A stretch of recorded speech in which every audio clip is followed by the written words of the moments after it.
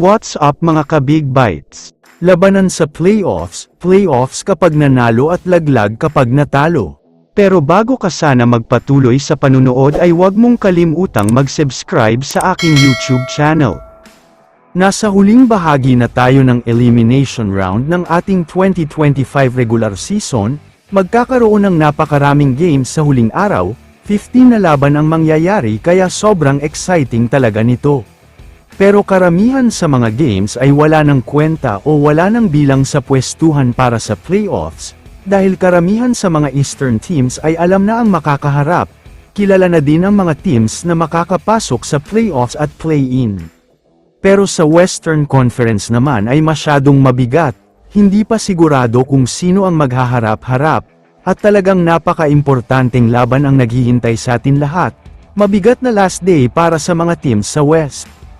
Ang Lakers ay sigurado na sa third seed kahit matalo pa sila sa Portland Trail Blazer, kaya asahan nating lahat na karamihan sa mga star players nila ay hindi maglalaro, dahil nga kailangan nila ng pahinga at wala ng kwenta ang laban na ito.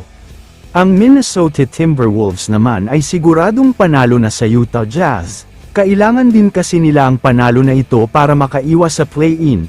Kapag nanalo sila ay automatic na nilang makukuha ang number 5 playoff standing.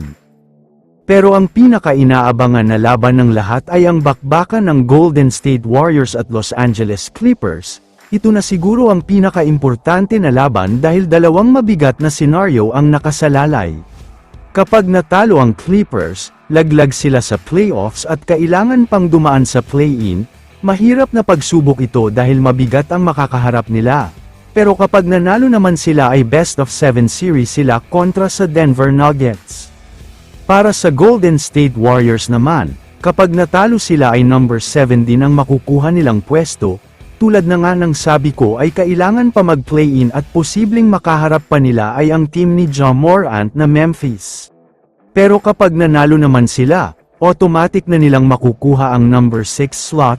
Ibig sabihin niyan ay makakaharap nila sa isang best of 7 series ang Los Angeles Lakers, dahil 3 versus 6 seed battle ang mangyayari. Kaya naman sobrang exciting at nakakakaba talaga ang huling araw ng elimination round, maraming nakataya at nakasalalay sa mga huling laban, kaya naman sabay-sabay natin panuurin kung sino-sino ang maglalaban-laban. Kaya naman kung kayo ang tatanungin, ano ang masasabi nyo sa balitang ito?